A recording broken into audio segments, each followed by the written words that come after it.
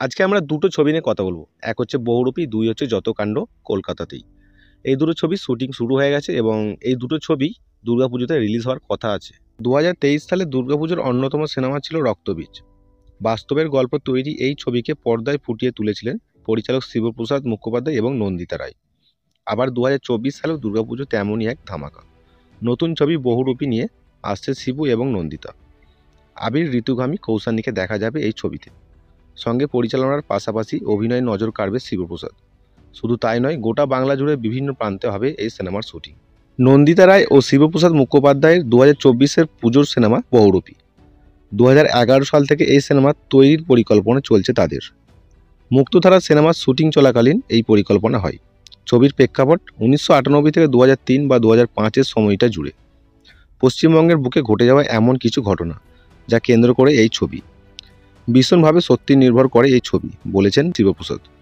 রক্তবীজের সাফল্যতা অনেকটা সাহস দিয়েছেন তাদের। তবে বহুরূপী কেরিয়ারের অন্যতম বিগ বাজেটের সিনেমা শিবু এবং নন্দিতার প্রায় 40 দিন ধরে হবে এই সিনেমার শুটিং। এই সিনেমার সবচেয়ে মজা লোকেশন। সমস্ত বদে নাম আছে এমন জায়গায় হবে ছবির শুটিং, যেমন বানতলা, বহরমপুর, বোলপুর, বারাকপুর এবং বেলডাঙ্গাও হতে পারে এই ছবির শুটিং। বড় মাপের ছবি হতে চলেছে বলে জানিয়েছেন পরিচালক। অন্যদিকে ব্যোমকেশ ফেলুদার পর এবার নতুন রহস্যের উন্মোচনে নামবেন আবির, তাও আবার কলকাতাতেই, কারণ যত কাণ্ড কলকাতায়। অনিক দত্তের আগামী ছবি যত কাণ্ড কলকাতায়।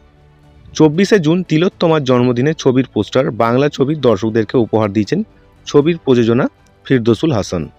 দুজনেই আকাশের দিকে তাকিয়ে রহস্যের উদ্ঘাটনের জন্য কোনো এক বিষয়ে প্ল্যান করছেন।